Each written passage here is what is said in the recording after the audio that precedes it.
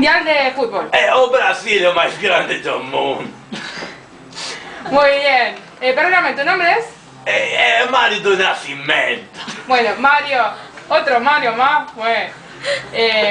A ver, ¿qué tenés ahí? ¿Qué es? ¿La comida brasilera? É um palillo que eu agarrado. Não lo sei. Eu lo utilizo para masticar. Ah, ¿y qué es ahí adelante? ¿Qué es? ¿Comida brasilera esa? É uma papinha que a mí gosta, muito gostosa. Ah, ¿otra cosa más? Eu quero aclarar algo.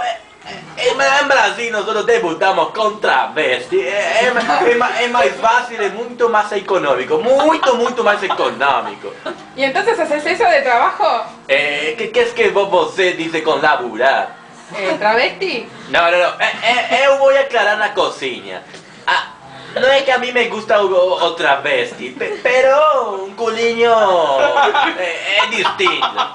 Ah, entiendo. ¿Y me haces ver, tipo, María como es? Oh, María, ¿quién es María? Mario, María... No, você não compreende. Eu não sou travesti, eu me gusta estar com travesti. Ah, y a ver, ¿cómo se llama la travesti que conoces? Eu não sei, eu não sou um enamorado, eu vou ter a ficar. Ah, picar, muy bien. Y a ver, y contanos una de tus experiencias. Bueno, eu estava com mi abuelo y estamos paseando por Plaza en São Paulo. Y mi abuelo me dijo, mira qué linda guía, qué costoso pedazo que tiene otra vez. Fue la primera experiencia que eu tuve. La segunda vez, bueno, no lo voy a decir porque el horario de protección está menor. Ah, bueno. Pero, ¿cómo fue la primera vez? ¿Tuviste problemas o...?